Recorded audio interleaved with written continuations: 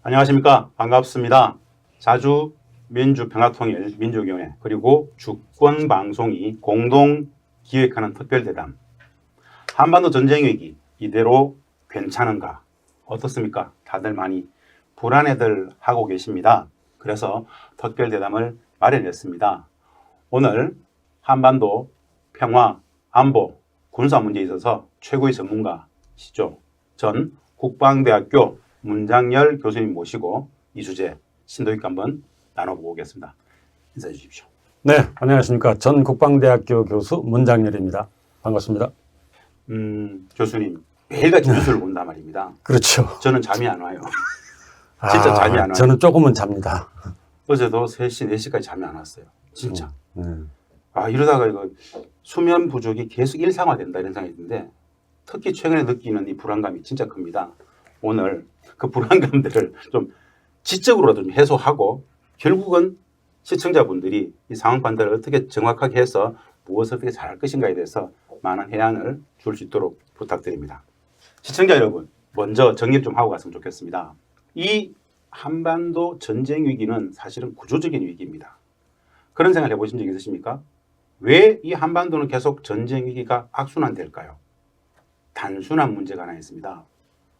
한반도는 구조적으로, 제도적으로 전쟁을 끝내지 못한 휴전협정 체제이죠. 사실은 분단 체제는 전쟁 체제라고 할 수 있습니다. 전쟁이 끝나지 않았기 때문에 일상적인 위기가 전쟁 위기로 상승될 수 있는 것입니다. 전쟁이 안 끝났다는 상황. 거기에 윤석열 정부는 대북 적대 정책을 전면하고 있습니다. 전쟁이 끝나지 않은 상황 속에서 적대 정책을 전면하고 있어요. 당연히 전쟁 위기가 고조되겠죠. 점입 가경으로 미국의 대중국, 대러시아 봉쇄 전략이 소위 말하는 인도태평양 패권 전략이 강하게 치고 올라오고 있습니다. 상승작용이죠. 점입 가경의 마지막 활용 쟁점이 있습니다. 북은 아주 공세적인 강대강 전략을 구사하고 있습니다. 내일 당장 국전이 나도 아무런 이상이 없을 정도로 굉장히 심각한 위기입니다. 자, 이 상황에 대해서 기본 이해를 가지시고 좀 더 깊이 있게 하나하나 한번 따져보겠습니다. 문 교수님께 첫 번째 질문 한번 드려보겠습니다. 윤 대통령이 후보 시절에 주적은 북한이다, 선제 타격 같은 발언들을 참 많이 했었어요. 네.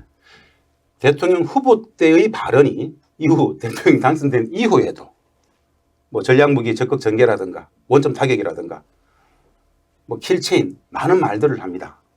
이런 행보가 현재의 평화 안보 정세에 어떤 영향을 끼치는지 한번 총괄 평가를 해주시고 들어갈 수 있도록 하겠습니다.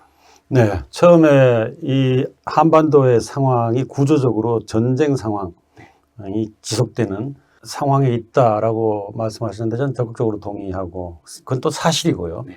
그런 상태에서 이제 문재인 정부 이후에 윤석열 정부가 들어서 가지고 이러한 그 전쟁 상황에서 사실 전쟁 상황이기 때문에 지금도 전쟁을 하고 있다라고 말을 할 수 있지만 우리가 보통 전쟁이라고 할 때 이 상황에서 전쟁이라고 할 때는 다시 전투 행위가 시작되는 거. 그것이 전면적이든 아니면 부분적이든 그렇죠. 이제 그렇게 봐야 되겠죠.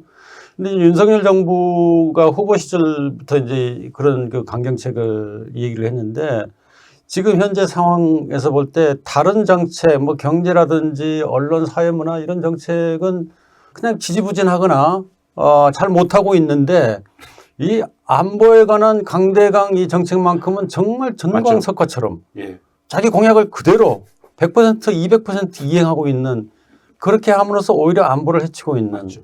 참이 아이러니한 상황. 그러니까 하지 말아야 될 것은 하고 네.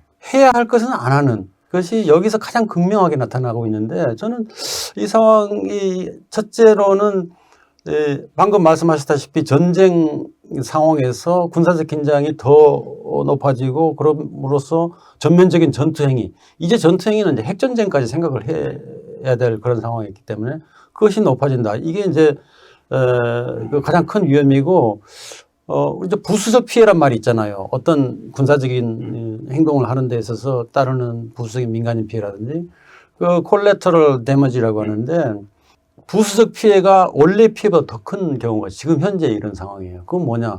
우리 대한민국의 주권이 온데간데 없이 맞죠. 미국에게 모든 것을 의지하는 안보라든지 경제 분야는 점점 더 이제 심화되고 있는 것이고, 안보는 당장에 어마어마하게 미국의 전략에 동조하면서 거기 끌려가는 그런 상황이다 보니까 무기도 많이 수입해야 되고, 뭐 작전 통제권 문제는 온데간데 없어졌고, 그다음에 가장 중요한 원래 피해하고 부수적 피해보다 더 중요한 것이 바로 남북 관계.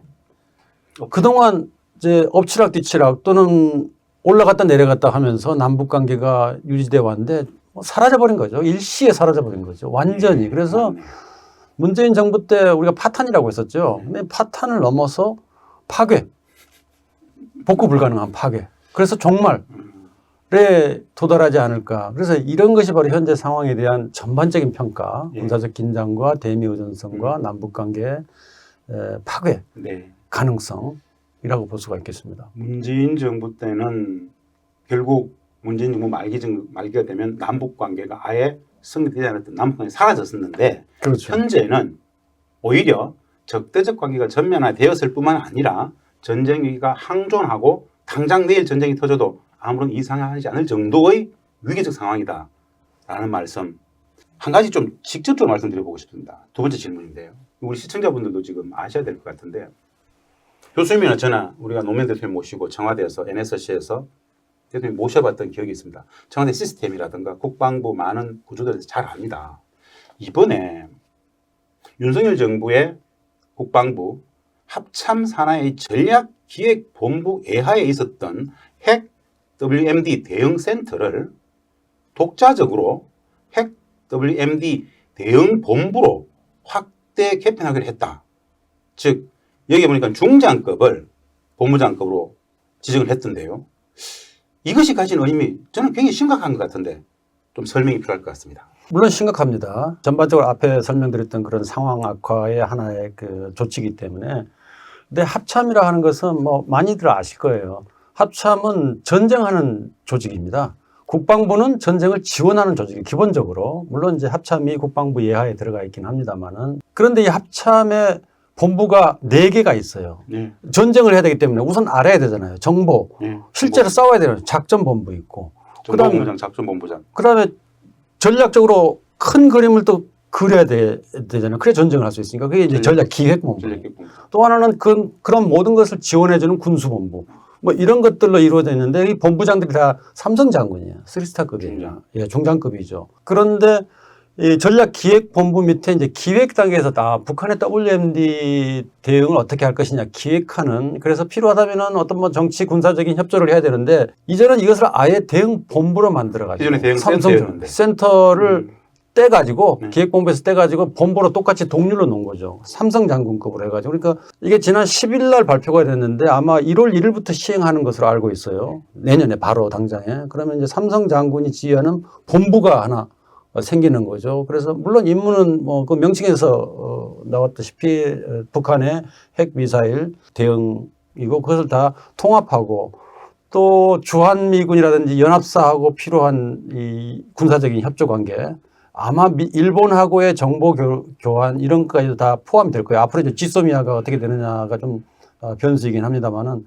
그래서 이렇게 본부장급으로 승급해서 한다는 것은 어떤 의미냐. 제가 볼 때는 아예 북한하고는 정치적 협상이라든지 뭐 그런 것은 이제 없고, 이미 물 건너왔기 때문에 일단 북한이 핵 무기를 사용할 수 있는 정말 핵 위협 국가, 적으로서 어떻게 상대해야 될 것이냐. 조금 이따 질문 드리겠지만은 이미 미국의 핵태세 검토 보고서에는 모든 전쟁의 전술핵을 동원 가능하도 다 바꿨단 말입니다. 이게 저는 말입니다. 합참에 핵 WMD 대응 본부장급으로 둔다라는 이야기는 한미연합사와 관련되는 이 구조 속에서 우리 독자적인 핵 운용 체계를 못 가졌었는데 미국이 주도하는 좀 더 공세적인 핵 WMD를 다루는 기구로 가진 않을까요? 미국적 지휘관계에 있는. 미국과 협력은 그게 있으나 없으나, 다시 말해서 대응 본부가 존재하나 하지 않으나 똑같은 수준에서 대응이 이루어지는데, 사실은 확장 억제 그 위원회라고 하는 것이 있잖아요. 협조위원회. 그 위원회도 이미 가동이 되고 있고 계속 회의가 더 자주 일어나고 심화되고 있고 하기 때문에, 이제 합참에서 이 본부를 만든다는 것은 실제 군사적 대응, 작전 차원에서 어떻게 할 것이냐는 것이기 때문에 작전 차원은 이제 연합사 수준으로 가야죠. 근데 연합사하고 합참이 같이 협조를 당연히 하게 돼 있는데 WMD 관련해 가지고 특화된 본부를 하나 만들었다는 것이고, 따라서 이걸 이제 북한하고의 대결 구도를 거의 영구적으로 보고 있다는 뜻이에요. 그래서 이제 삼축 체계하고 이것이 연결되면은 아마 WMD 대응 본부가 삼축 체계를 전담해 가지고 북한에 대해서 선제 타격이라든지 참수 작전이라든지 이런 아주 민감한 작전들을 미국과 협조하여서 수행할 책임을 진다는 거죠. 그래서 이게 삼성 장군의 본부급이 필요하다라고 하는 논리 같아요, 제가 보니까. 이게 현상학적으로는 북측의 핵 WMD에 대한 대응 체계로서 이야기되는 것 같지만은 내용적으로는 미국의 인도태평양 전략적 관점에서 본다라면은 대중국 핵 WMD 대응 작전은 하지 않을까요? 그런 생각이 드는 거예요, 지금. 동북아가, 동아시아, 한반도가 핵 전술핵이 동원되어지는 전쟁의 위험이 고조된다라는 것은 기정사실인 것 같죠. 그렇죠. 핵전쟁 위험성이 더 높아진다라고 하는 것은 뭐 당연한 우리가 평가이고 그렇게 예상이 되는데, 합참의 이 대응 본부가 인도태평양 전략하고 직접적인 연관이 되지는 않을 거라고 그렇죠. 봐요. 그러나 기여를 하는 거죠. 예. 왜냐하면 미국 입장에서 봤을 때는 한미연합사령부 전력이라고 하는 것이 사실은 인도태평양 사령부 예하에 있다고 그렇죠. 보는 것이고, 그래서. 전시가 되면은 이런 가용 전력들이 다 동원될 거란 말이에요. 그리고 이것을 한국 정부가 이건 뭐 민감한 문제고 오늘 중국과의 관계를 고려하니까 싫다, 거부한다, 이게 굉장히 어렵다고 저는 봅니다. 예를 들어서 문재인 정부 시절만 하더라도 우리가 상식을 가진 대한민국 대통령 수준이면, 예를 들어서 주한미군 사령부가 우리 대한민국 군을 움직일 때 대한민국 대통령이 노할 수 있는 상황이 있지 않습니까? 그렇죠. 제가 보기에는 윤석열 대통령은 미군 측에 요청이 있으면 오케이 할 것 같단 말입니다. 저도 그렇게 봅니다. 이게 걱정이란 말이지. 그리고 뭐 이것저것 판단해가지고 노를 할 것이냐 예스를 할 것이냐를 결정하는 것이 아니라 아예 디폴트로 당연히 미국하고 같이 행동한다라고 하는 것이 딱 정해져 있는 것 같아요. 그래서 더 위험한 거죠, 이게. 저는 그래서 우리가 의도치 않은 소위 말하는 대만 문제를 예를 든다라면은 미국과 중국의 군사적 긴장이 고조되는데 윤석열 대통령 정도 되면은 그거 우리가 알아서 할게 하고 막 비집고 들어갈 상황 같은 우려가 있는데 어떻게 생각하세요? 그래서 이제 앞으로 더 이제 얘기를 진전을 해보면 나올 수 있을 것 같은데, 윤석열 정부가 어떤 확신이 있는 것 같아요. 미국하고 같이 행동하면 그나마 안전하지 않겠느냐. 참 좋게 보시네. 확신을 가지고 하는 게 아니고 아무 생각 없이 하는 것 같지 않아요? 아무 생각 없어도 하나의 확신은 있어야지 그렇죠. 행동하지 않겠어요? 그 확신이 바로 미국과 같이 하면 살 수 있다, 좋다, 이런 확신. 그래서 같아요. 이제 이 질문으로 연결하고 싶은 건데요.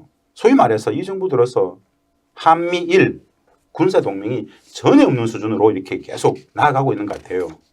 지금 이거 공개적으로 발표는 안 되고 있는데 현재 이 한미일 삼각 군사 동맹이 윤석열 대통령의 철학적 이해가 여기 있어요. 무조건 하겠다 그랬단 말입니다. 어느 단계까지 이런 것인지, 향후 이렇게 간다면 어떤 경로를 타게 될 것 같은지 혹 전망이 가능할까요? 방금 윤석열 정부의 철학적인 뭐 어떤 얘기했는데 윤석열 정부는 철학이 없어요. 철학이 없죠. 한미일 삼각 동맹, 아직 동맹이란 말을 쓰진 않죠. 삼각 협력, 협조 체제인데 엄밀히 말해서 우리의 전략도 아니고 일본의 전략도 아니고 미국의 전략이에요. 그래서 그렇죠. 미국의 전략에 복무하는 것이고, 그래서 철학이 없는 정부는 힘의 관계에 따라서 그 밑으로 들어갈 수밖에 없어요. 근데 일본 같은 경우는 보니까 너무나 자기한테 이익이거든요. 왜냐하면 일본의 주적은 중국이에요. 명확합니다. 근데 혼자 담당할 수 없기 때문에 미국하고 같이 미일 동맹을 하는데 한국이 들어오면은 더없이 좋은 거죠. 한국이 일종의 전위대, 선봉대, 돌격대 역할을 해주기 때문에 결국 우리가 선봉대 될 것 같아요. 원래 전위대, 선봉대, 돌격대는 사상률이 제일 높아요. 가장 많이 죽는 거죠. 한미일 안보 협력이 지금 굉장히 빠른 속도로 동맹화 또는 동맹에 버금가는 그런 체제를 향해서 가고 있는 것 같아요. 전혀 언론에 나오지 않아요. 발표하지 않잖아. 근데 어쩔 수 없이 발표한 게 지난 9월 30일 날 했던 한미일 그 대잠 훈련이죠. 잠수함. 그때 나왔던 내용이 그때 이제 저도 굉장히 놀랐는데요. 2017년도인가 제주도 남방 공해상에서 한 적이 있어요. 2017년도면은 이제 북한이 핵시험하고 예, 엄청난 전쟁력 위기로 고조됐을 때. 고조됐을 때죠. 제주도 이제 남방 공해상에서 했는데 이게 또 동해로 끌고 들어왔단 말이에요. 그래가지고 한국하고 일본의 구축함들을 이끌고 미국이 북한 잠수함을 파괴하기 위한 훈련을 한 거예요. 이건 대단히 큰 의미가 있어요. 북한의 잠수함도 있겠지만 사실 동해 공해상에 러시아의 잠수함도 많습니다. 그렇죠. 원래 동해가 평화의 바다가 아니에요. 그렇죠. 그 물 밑에 들어가면은 같이 4개국 있겠죠. 예. 아마 한 6개국 잠수함이 다 그렇겠죠. 들어갈 거예요. 남북한에서 미일 정도 잠수함들이 다 거기 돌아다니는. 6개국이 동해상에서 계속 왔다 갔다 할 거예요. 거기 절대 평화 바다 아닙니다. 네.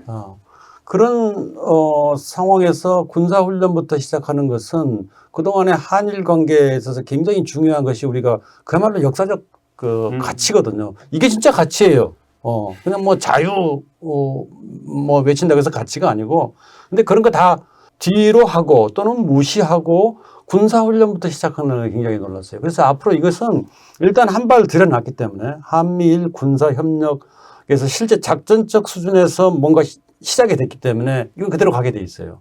그대로 간다고 봐요. 뭐 앞으로 어떻게 될 것이냐는 전망을 물어보셨는데 지소미아 같은 것도 사실상 새로 복원하고 그다음에 위안부라든지 강제 동원 문제 이런 것들도 거의 우리가 알아서 부담하는 식으로 해가지고 일본은 지금 꼼짝도 안 하고 있거든요. 너희들이 알아서 다 해결해가지고 우리한테 와라 이제 이런 식인데 그것도 그런 식으로 아마 흘러갈 것 같고 그래서 그런 것이 일단 일단락이 되면은 어떻게 하든지 간에 뭐 좀 반발은 있겠죠. 국민에. 그러면은 이제 군사 협력 관계를 본격화하는데 일단은 훈련을 강화할 거예요. 훈련을 강화하고 그다음에 한미일 삼각 협조 시스템을 만들 것 같아요. 뭐 MOU라든지 이런 군사적 MOU라든지 이런 것을 해가지고 그래서 미국이 원하는 대로 중국을 봉쇄하기 위해서 일단 양자동맹 한미 미일 이거 강화하고 그다음에 삼자동맹 한미일 그다음에 쿼드 그다음에 이제 정보 체계로서 이제 그 파이브 아이스 5개의 눈이라고 그러죠. 이런 것을 쿼드도 이제 쿼드 플러스라고 해가지고 더 확대시켜 나가고 그래가지고 이쪽에 중국이 사실은 해양으로 진출할 수 있는 길은 동아시아밖에 없잖아요. 나머지는 전부 다 대륙이고 그렇기 때문에 이걸 확실하게 봉쇄하는 거기에 한국이 굉장히 중요한 미국의 입장에서 봤을 때 굉장히 중요한 기여를 하고 있는 것이죠. 말은 한미일 군사협력, 안보협력, 뭐 군사동맹으로 얘기하지만 제가 보기에는 말입니다. 미국적 이해관계 속에서는 자신들의 손에 피 안 묻히고 중국의 문제는 일본이 주도하고 한국이 도와줘가지고 대적전선을 한일이 중국과 붙을 수 있는 공간들을 좀 만들기 위해서 한 발 빠질 형국. 그러면서 사실은 우리는 대한민국은 중국과의 총알바지 최전선에 서 있는 그런 형태로 좀 보여요. 그래서 그렇게 하기 위해서는 위안부 문제부터 많은 문제들 어떻게든 윤석열 정부 있을 때 일본과 다 정리해버리고 그걸 기반으로 이후에 한미든 미일이든 한미일이든 군사적인 동맹 구조를 쭉 몰아가려고 하지 않겠는가. 네, 본격화시킬 것 같아요. 네. 사실 미국의 입장에서는 그렇게 하고 싶을 거예요. 중국의 동북아 쪽 그 부분은 미국과 한국이 맡아달라라고 할 것 같지만은 일본과 한국. 일본과 한국이 죄송합니다. 그렇지만은 미국이 그것을 지휘하는 것은 놓치지 않을 거예요. 당연하죠. 네. 북한, 중국 이 커넥션을 일본과 한국이 확실하게 방어해달라. 그러려면은 일본이 더 무장을 강화해야 돼요. 지금 하고 있잖아요. 그렇죠. 지금 5년 동안 5년에 거쳐가지고 거의 국방 예산을 방위비를 거의 100% 올리려고 2배로 하려고 하고 있고 이것은 이건 미국이 정확하게 원하는 거죠. 방위비 분담이라고 하는 것이 미국의 뭐 여러 가지 항목별로 딱 그 색깔이 칠해 같지만은 돈에 칠할 수는 없어요, 돈에. 그렇기 때문에 그것들이 다 미국의 전략 자산의 전진 배치라든지 연습, 군사 훈련 이런 것이 다 들어가게 돼 있는 것이죠. 기본적으로 국방비가 증가돼야만이 안정적으로 이런 것을 제공할 수 있는 거죠. 그러니까 미국의 입장에서는 한국도 그렇고 일본도 그렇고 국방비 증액해라 이거예요. 기본적으로 한미일 군사 안보 협력을 강화하겠다는 거 말은 좋은데 미국의 국익 플러스 일본의 국익에 우리가 모든 호구 노릇을 하고 있다는 생각 이걸 지울 수가 없어요. 그런데 이 상황이 네 번째 질문으로 바로 연결이 되는데요. 윤석열 대통령의 이 군사 안보 문제에 대한 무지, 무개념 이런 부분들이 굉장히 상승장이 된다는 생각이 드는 거예요. 혹시 들으셨는지 모르겠지만은 윤석열 대통령이 스스로 뭐 순항 미사일은 속도가 느려가지고 별로 유입이 안 된다. 그리고 카톡 난리 났을 때 전쟁 상황에 카톡이 먹통되면 어떻게 된단 말이야. 막 이런 이야기를 하고 강경산업 현장에 가가지고는 미사일은 다 유도탄 아닙니까? 뭐 이렇게 물어보고 이런 상황 즉 대통령의 제도와 기구로서의 대통령의 군사 안보 문제는 이 무지가 얼마나 큰 재앙적 위기를 초래할 수 있을지 혹시 교문해 보셨습니까? 다 알려진 보도 내용이죠. 안보에 너무 무지해요. 좋다. 검사 생활로 인생을 다 살았기 때문에 안보에 대해서 생각하지 못했고 무지한 거 인정한다 이거예요. 나 대통령이 됐어요. 그럼 어떻게 됩니까? 중요한 게 안보잖아요. 대통령의 제1 책무가 국가를 지키는 거잖아요. 네. 그럼 공부를 해야죠. 벌써 6개월 동안에 공부를 한 게 전혀 안 보여요. 그 다음에 공부할 양이 너무 많을 경우는 어떻게 하느냐. 당연히 물어봐야죠. 물어보고 대신 답변기 한다든지 아니면 요점만 추려서 들은 다음에 아 누구한테 이것을 답변시키면 되겠구나라는 것을 판단해가지고 처리하도록 하는데 순항미사일 같은 경우는 사실 좀 기술적인 면이 있긴 해요. 그 기술적인 면이 그렇게 어려운 게 아니에요. 탄도미사일은 올라갔다가 탄도를 그려서 때려 내려오는 것이기 때문에 이게 요격하는 것이 그렇게 어렵진 않아요. 물론 쉬운 것도 아니지만은 그러나 순항미사일은 지상에서 낮게 떠서 가기 때문에 레이더에 안 잡히는 거예요.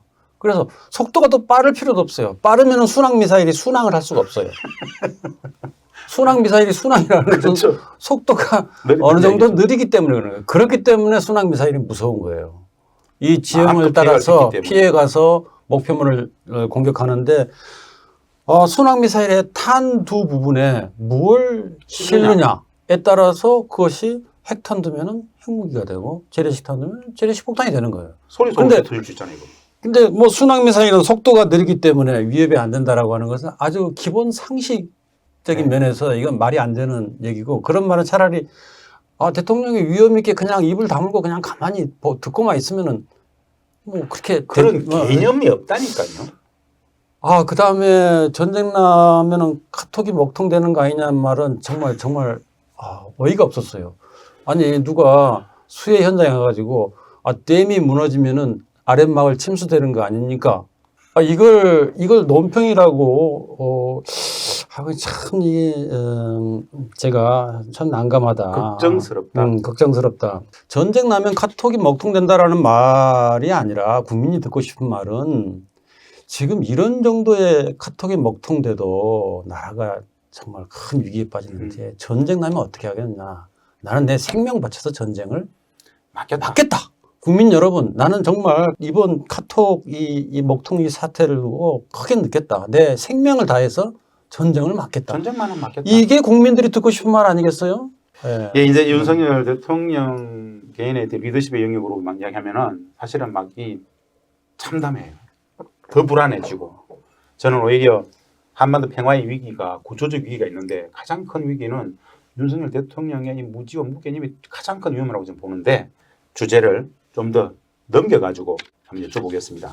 지난 10월 달에 미국이 2022 핵 태세 검토 보고서를 발표를 했습니다. 그런데 뭐 공공연한 비밀이었지만 사실은 모든 전쟁에서 이제 전술 핵무기 사용을 기정사실로 했고 선제 불사용 문책도 배제했어요. 그걸 보면서 여러 가지로 한반도 상황이 점입가경, 에스컬레이팅 되고 있다는 생각을 합니다. 한반도 안보 상황의 변화에 어떤 영향을 미칠지 한번 좀 진단 부탁드립니다. 지난달 말경에 미국이 국방문서 중요한 문서 3개를 한꺼번에 발표를 했어요. 그래서 국방 전략하고 그다음에 핵태세 검토하고 그다음에 MD 미사일 방어 3개를 한꺼번에 발표를 했는데 우리한테 큰 의미가 있는 것은 당장에 우리는 핵 문제가 있기 때문에 미국의 핵 정책인데 저는 그걸 보고 이제 많은 전문가들이 이미 얘기를 했어요. 미국이 선제 타격 또는 선제 불사용 핵무기를 선제적으로 사용하지 않겠다. 그것을 명시를 하지 않았기 때문에 그건 할 수 있다는 의미로 그렇죠. 이제 반대 해석을 네. 할 수가 있는 거죠. 그리고 또 전술 핵도 완전히 철수하지 않은 상태이고 유럽이라든지 이런 데서. 그래서 그걸 잘 읽어보시면은 물론 이제 전제가 있어요. 북한에 대해서. 미국이라든지 그 동맹국의 핵 공격을 하면 이게 이제 가정이에요. 수용할 수도 없을 뿐만 아니라 북한 정권의 종말. end of the regime이라고 되어 있어요. 어떤 국가의 전략 문서에 세계인이 다 보는데 특정 국가를 지칭해가지고 정권의 종말을 위협하는 것은 정말 이건 몰상식한 겁니다. 북한에게는 공포감을 주고 남한에게는 그 공포를 느끼고 있는 것에 대해서 약간의 위안. 그렇죠. 남한이 듣기 좋은. 남한의 어떤 그 세력이죠. 친미라든지. 공개해서는 안 될 걸 공개함으로써. 남북한을 교묘하게 팩트에서 검토 보고서를 통해서 때리고 어르고 그러면서 미국의 그 전략을 표현한 것이 아닌가. 그 아까 말씀드린 대로 북한이 핵 공격을 하면 이 전제가 붙어 있어요. 네. 그긴 하지만은 자, 북한이 왜 핵 공격을 하겠어요? 자기네들의 생존의 이유를 받기 때문에 핵 공격을 하지 않겠습니까? 악의 순환 고리예요, 이게. 미국이 그런 위협을 북한에 가하면은 그러면은 핵을 쓰겠다는 말이거든요. 그래서 이건 말씀하신 대로 그냥 핵 전쟁을 염두에 두고 모든 정책을 펴나가겠다. 특히 북한에 대해서는. 거기에 연장해서 지난 11월 3일 날 SCM 한미연례안보협의회에서 미국의 전략 자산을 상시 배치 수준으로 순환 비차기로 합의했다. 뭐 이런 발표가 있었습니다. 사실은 이 내용을 우리 시청자분들한테 좀 더 정밀하게 정확하게 좀 설명해 줘야 될 필요가 있습니다. 한미 국방장관들이 매년 하는 이 SCM에서 미국 전략 자산의 상시 배치 수준으로 가져가겠다. 한번 좀 제대로 설명을 좀 부탁드립니다. 일단 전략 자산이라고 하면은 대개 한 두어 가지를 둘 수 있는데 하나는 이제 공중 전력으로서 전략 폭격기. 전략 폭격기라 하면은 당연히 핵 폭격을 말하는 거죠. B1, B4 다. 네, 다 재래식 폭격을 가지고 전략 폭격기라고 하지 않습니다. 핵 폭격기 여러 가지 종류가 있어요. B1B라든지 B2라든지 B52 그리고 H 계열인데 그런 계열이 항공기들이 있고 또 하나는 이제 바다예요. 바다는 항공모함이고 항공모함에서 발사할 수 있는 순항 미사일 이런 것들이 핵탄두를 장착할 경우에 핵 공격을 할 수가 있고 또 하나는 역시 바다인데 바다 속이죠. 핵 잠수함이죠. 핵 잠수함이고 여기서는 당연히 이제 SLBM 핵탄두를 장착한 잠수함 발사 탄도 미사일을 발사할 수 있는 것이고 뭐 더 들으려면은 이런 것들을 연결해주는 지휘 통제기라든지 우주 시스템이라든지 이런 것을 들 수가 있는데 이런 전략 자산들을 상시 배치한다는 것은 매우 어려운 일이에요. 상시 배치한다는 것은 어떤 지역에 붙박이로 있는다는 것이거든요. 이건 엄청나게 많은 돈이 필요합니다. 한국도 그걸 알고 있을 거예요. 상시 배치 수준. 그래서 수준으로. 상시 배치 수준으로 전개한다는 거거든요. 그래서 전개라고 하는 것은 어디 간다는 거죠. 특정한 지역에 가가지고 군사활동을 하는 것을 전개라고 그래요. 들락날락 할 수 있다? 그래서 괌도 있고 가데나 공군기지도 있고 일본에 그 공군기지들이 있기 때문에 이런 데서 전략 자산이 있을 경우에 그래서 그 자기네들 임무는 이제 세계적으로 이제 임무를 수행하기 때문에 그 항공모함이 어느 한 군데 붙박이로 있지 않아요. 유럽도 가고 뭐 다 인도양도 가고 다 가는데 그런 것들이 올 때마다 여기 한번 들러가지고 한번 위협하는 거죠. 그리고 북한이 무슨 탄도미사일을 발사했다, ICBM을 발사했다라고 하면은 비행기 괌에서 뜨면은 금방 여기 뭐 한두 시간면 도달할 수 있기 때문에 1시간도 안 걸립니다. 바로 액션을 취할 수 있는 군사적 조치를 취할 수 있는 그런 의미에서 상시 배치 수준으로 전개한다라고 했는데 자, 이건 뭘 얘기하냐면은 미군이 한반도 지역에서 훈련을 자주 하겠다는 뜻이에요. 북측만 설정하는 것이 아니고 훈련을 자주 하겠다는 것입니다.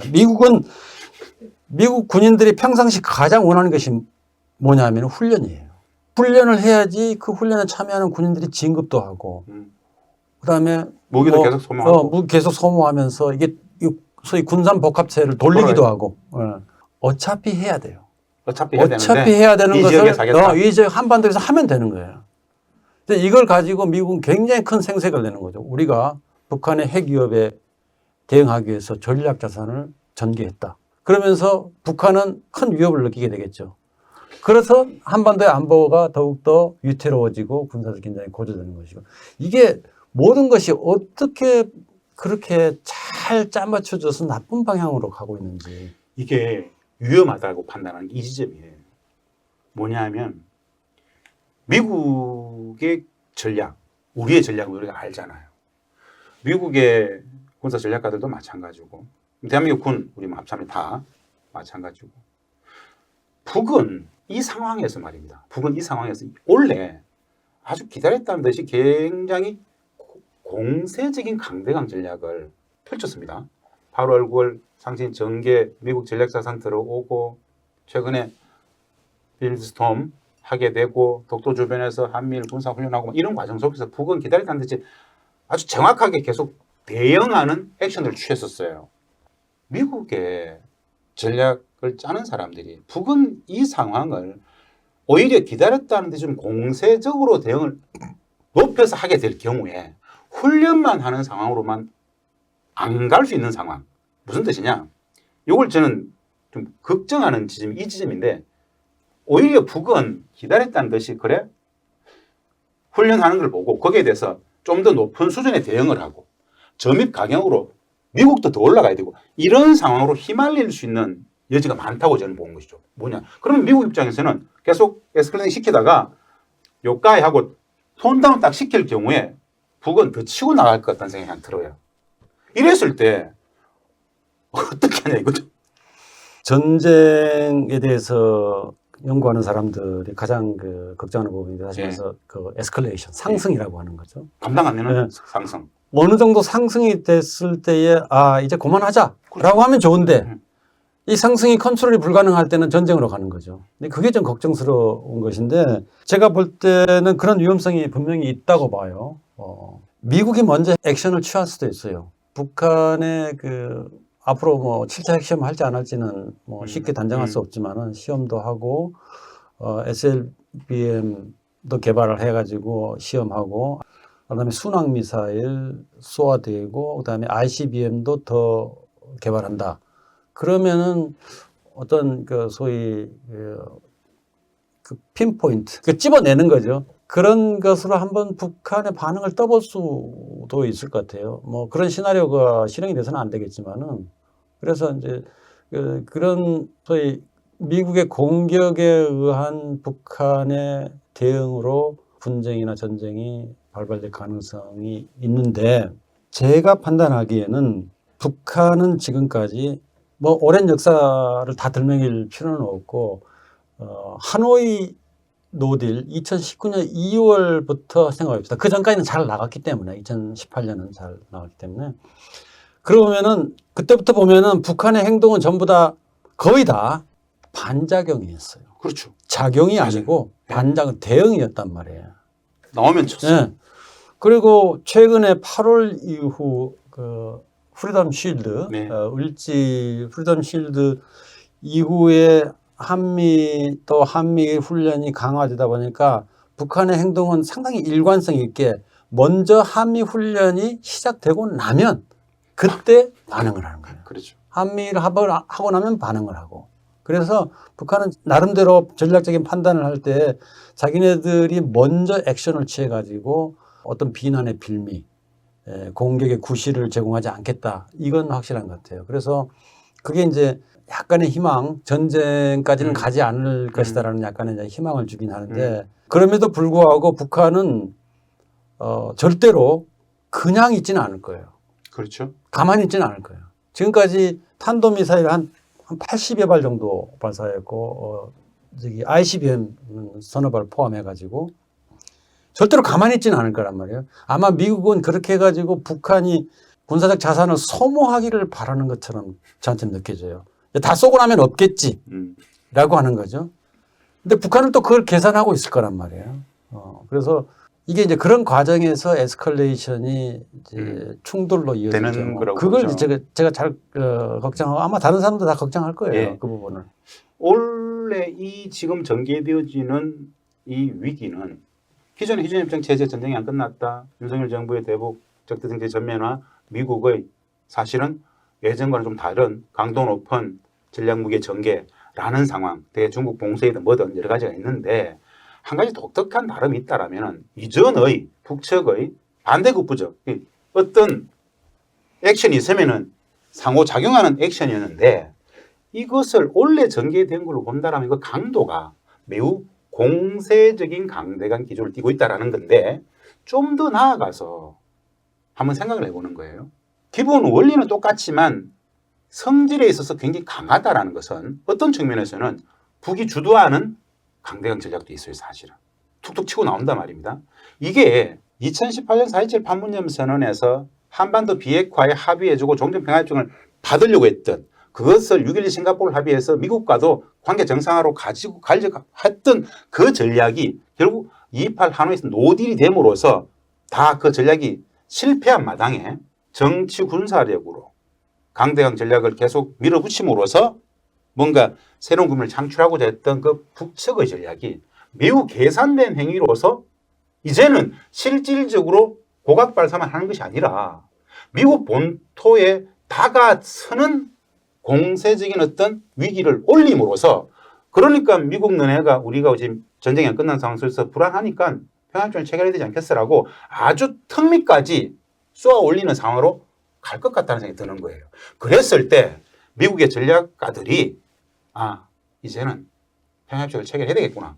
관계선 해야 되겠구나가 아니라 북은 기다렸다라는 뜻이. 무슨 뜻이냐. 제가 예전에 이건 이런 데서 제가 처음 말씀드려보는데요.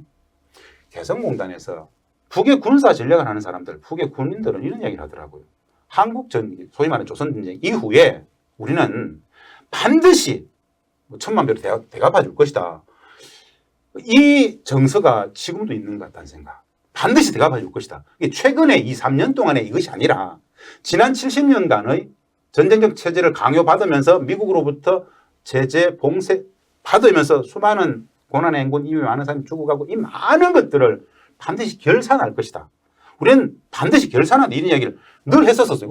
그게 뭘까 생각해 보면 4.27이 6.12 싱가포르 합의가 2.28 하노이가 노딜이 됐을 때 지금 이 형국이 마지막으로 저들은 뭔가 미국에게 실질적인 2차 세계대전 때 하와이가 최초로 본토가 공격받았던 이후에 엄중하는 미국의 공포를 만들겠다라는 것으로 보여지는 거예요.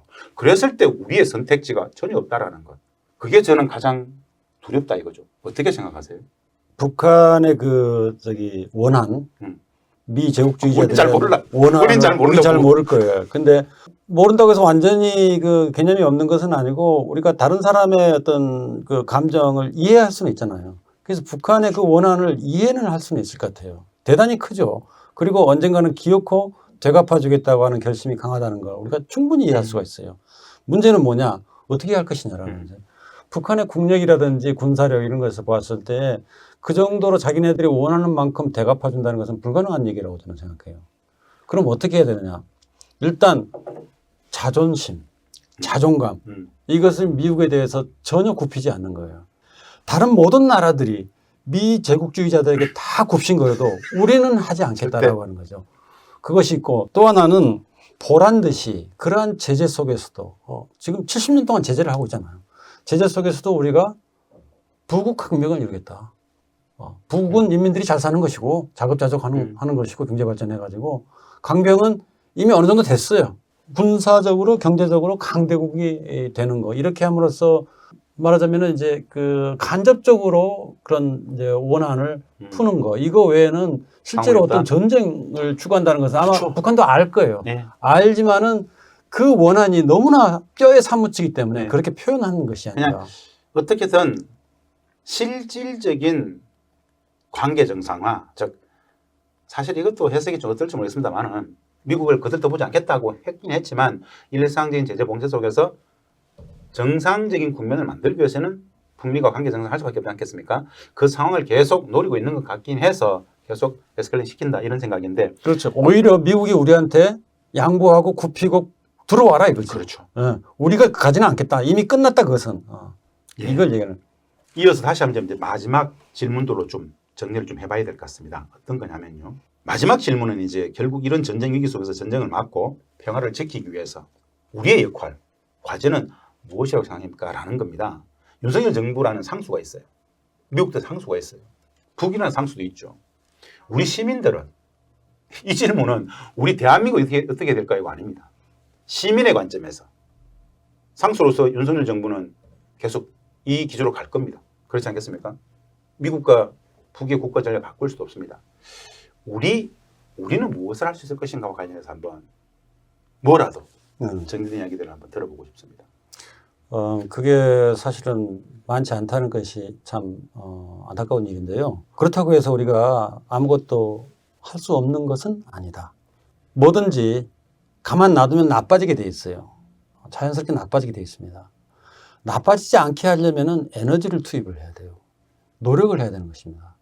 그래서 윤석열 정부가 지금까지 6개월 동안에 보여준 바에 의하면은 앞으로 더 나아질 스스로 더 나아질 가능성은 기대하기 좀 어려울 것 같아요. 네. 그래서 이것은 이제 정부나 관료에 맡길 수는 없고 시민들이 어떤 역할을 해야 될 중요한 시점에 도달했다. 그것은 네. 뭐냐면은 시민들이 계속 목소리를 내는 거예요. 그렇죠. 이건 잘못된 정책이다. 또는 이건 이렇게 해야 된다. 이건 방향이 틀렸기 때문에 이런 방향으로 가야 된다라고 하는 그 목소리를 계속 내야 되는 거예요. 그냥 가만히 두고 보면 안 되는 거예요. 그렇죠. 그래서 시민들이 할 수 있는 일이 오히려 저는 더 많아졌다. 그리고 더 어려워졌다. 시민은 시민대로 뭐 그게 촛불 집회가 됐든 아니면은 다른 어떤 그 모임이 됐든지 간에 모여서 정부의 목소리를 내고 그다음에 정책이나 전략을 개발하는 사람들은 이것을 뚫고 나갈 앞으로 뭐 5년 후에 4년 후에 어떻게 이걸 만회해 가지고 더 올바른 방향으로 나갈 수 있을까에 대한 연구를 더 깊이 해야 되고 다시 말해서 공부를 많이 해야 한다는 거예요. 그리고 올바른 지도자 선거도 있고 뭐 중간에 뭐 있는데 올바른 지도자를 발굴해 가지고 지지하고 뽑아주고 그렇게 하는 거. 그래서 저는 처음에 굉장히 시리에 빠졌었는데 솔직히 뭐 아무것도 손에 안 잡혔는데 가만히 생각해 보니까 뭐 역사가 그랬듯이 이걸 기회로 삼을 수가 있다. 오히려? 오히려 기회로 삼을 수가 있다. 네. 우리가 실패에 대해서 더 깊이 생각하면서 더 많은 것을 배울 수 있잖아요. 그리고 그 실패해서 손해본 것을 다 만회하고 더 큰 이익을 향해서 나갈 수 있는 그런 기간이 우리 앞에 놓여 있는 것이 아닌가. 너무 이제 뭐 목사님 같은 얘기를 해서 죄송한데요. 뭐 어떻게 하겠습니까? 네. 그거 외에는 달리 뭘 하겠어요. 요 질문을 하고 오늘 정리를 좀 해보려고 합니다. 교수님은 물리학자시잖아요. 오늘 많은 주제가 전술핵부터 핵대서 검토 보고서 쭉 나왔습니다. 핵전이 뭐 일촉즉발의 위기 속에서 핵전이 되어서 만약에 전쟁이 난다면 핵전이다라는 건 대부분 알고 있을 것 같아요. 우크라이나 전쟁 관련해 가지고 바이든 대통령이 지시해서 사실은 지난달에 북해 상황에서 영국 벨기에 사이 북해 안에서 전술핵 폭격기 훈련됐었습니다. 러시아도 했죠. 예, 같이 했었어요. 지금도 우리 한반도도 사실은 전술핵이 전략 핵무기들이 다 동원되어지는 그런 내용들인데요. 물리학자 입장에서 말입니다. 이 현대 핵무기의 파괴력과 관련해서 2016년이죠. 2016년 북측은 수소폭탄 핵실험 성공했다고 이제 발표를 했었단 말입니다. 핵무기, 현대전에 있어서의 핵무기의 위력을 워낙 추정치들이 많아요. 이걸 좀 평가해 본다면 어떻습니까? 그 핵전이라는 것이 어떤 것이다? 평가할 수 있는 실제 전쟁 사례는 사실 두 발이죠. 히로시마 나가사키 딱 두 발밖에 없는데 그걸 기초로 하고 그다음에 그동안에 수천 번의 핵시험을 했어요. 사실 수백 번이 아니라 수천 번의 핵시험을 한 것에 대해서 여러 가지 데이터가 일부 공개되기도 하고 그랬는데 그런 것을 보면은 핵전쟁은 일단 크게 파괴력을 직접 파괴하는 거, 건물이라든지 사람이라든지 죽이거나 파괴하는 것이 있고 또 하나는 그 전자기파라고 하는 게 있어요. 전자기 펄스라고 하는데 그래서 히로시마 나가사키 탄에서는 그것이 전혀 감지가 안 됐어요. 왜냐하면 전부 목조 건물이었고 그것을 네. 감지할 수 있는 그 뭐 장비 같은 것이 대상이 없었기 때문에. 그런데 이 핵시험을 하면서 측정해 본 바에 의하면은 이 전자기파가 굉장히 강력하기 때문에 모든 전자 회로를 다 태워버려요. 일정 범위 내에 있는. 그래서 사실은 지금 전자 시대잖아요. 그렇죠. 뭐 정보 시대라고 하는 게 사실 전자공학적인 장비나 기계 또는 부품에 의해서 움직이는 것이거든요.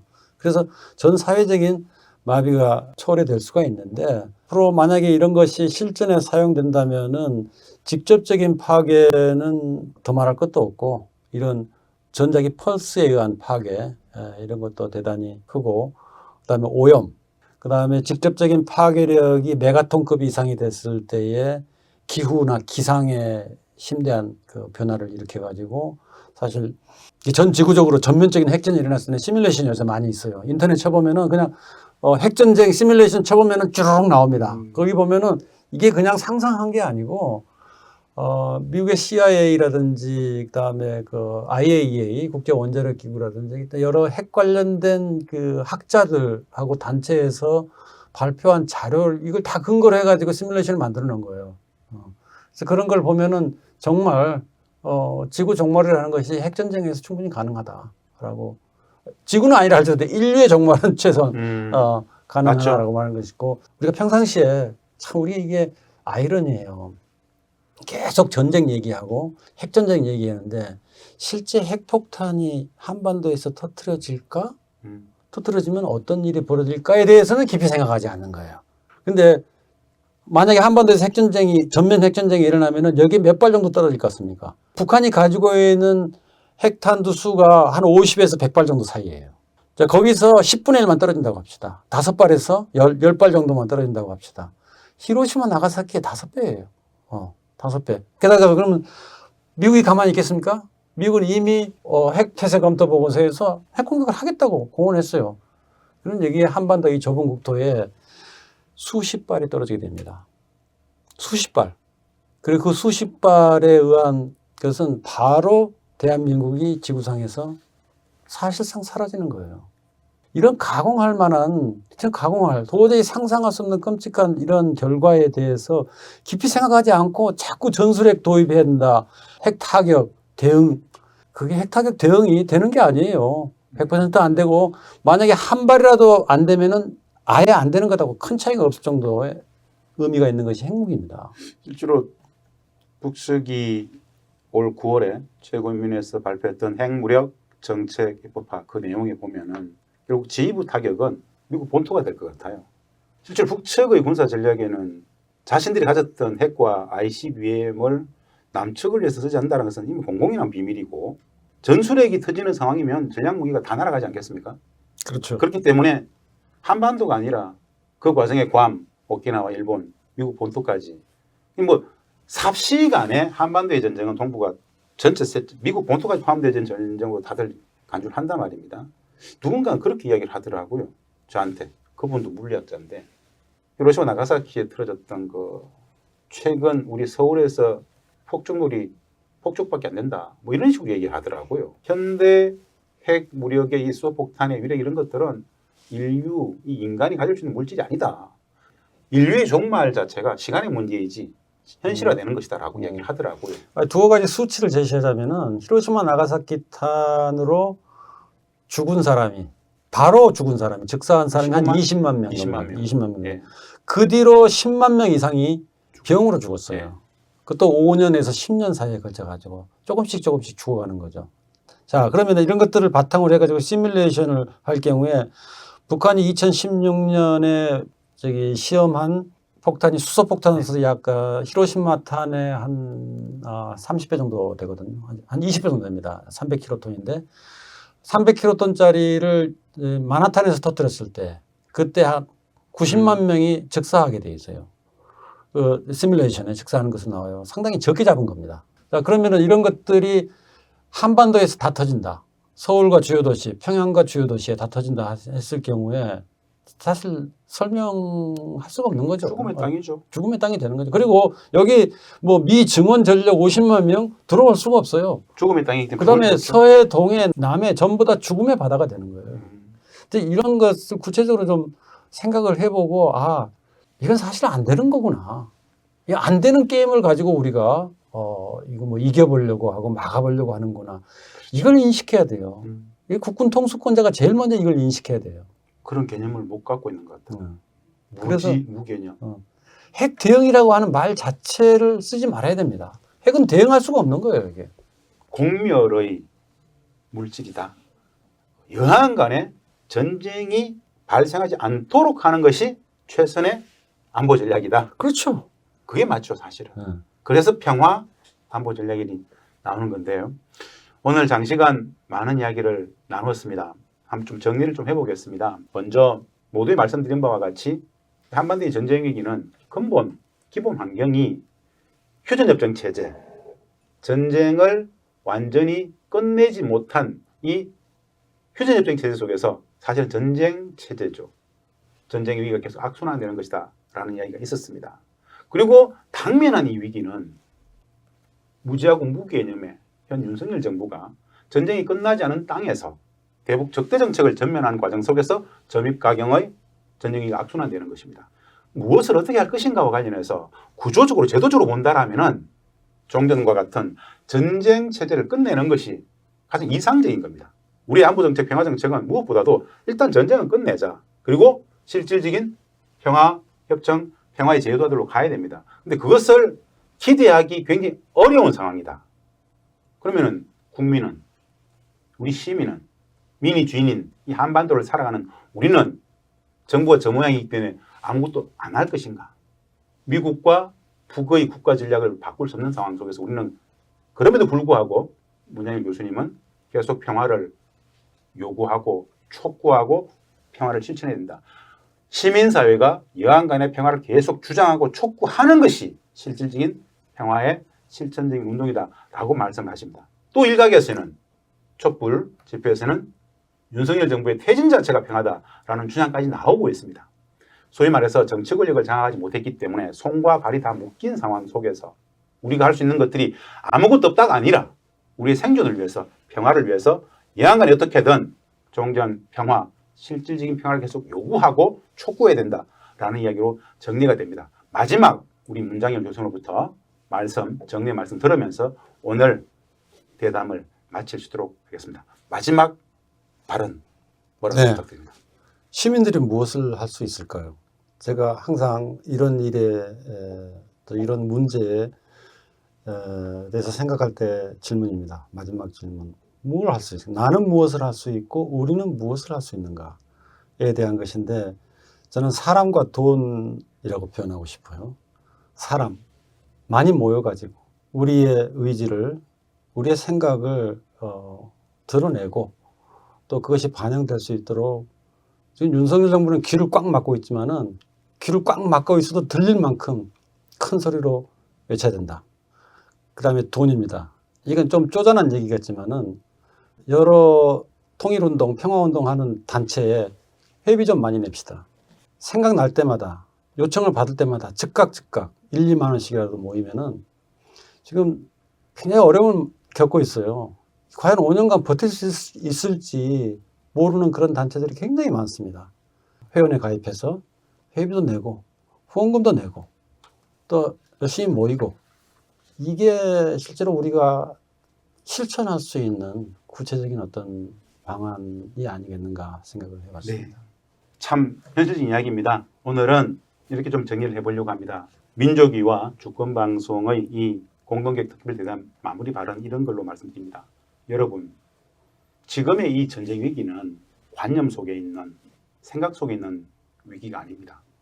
엄존하는 눈앞의 전쟁 위기입니다. 실은 그 전쟁 위기의 중심에 윤석열 정부의 대북 적대 정책이 있습니다. 내 가족, 우리 공동체, 지난 5천년의 역사 다시는 되풀이하지 않아야 될 한국 전쟁의 그런 위험들이 항존하고 있습니다. 무엇을 아시겠습니까? 가장 먼저 이 위기가 엄존하는 위기구나 인식에서부터 주변 사람들과 전쟁 위기가 엄존하고 있다. 눈앞의 현실이다. 라는 것들을 인식을 먼저 공유하시고 그 전쟁을 막기 위해서 내 스스로가 주변 사람들과 함께 전쟁을 끝내야 된다. 적대기를 멈춰야 된다. 평화 협상에 나서야 된다. 종전 평화에 대한 이야기들을 담론할 수 있도록 시청해 주시는 여러분 한 분 한 분부터 먼저 실천해 주시기 바랍니다. 그 여론들이 모여야만 정부가 무개념으로 몰아붙이고 있는 전쟁 위기를 막아낼 수 있습니다. 함께 해 주시기 바랍니다. 오늘 함께 주신 문장열 교수님과 함께 해서 드리겠습니다. 다들 고맙습니다. 감사합니다. 감사합니다.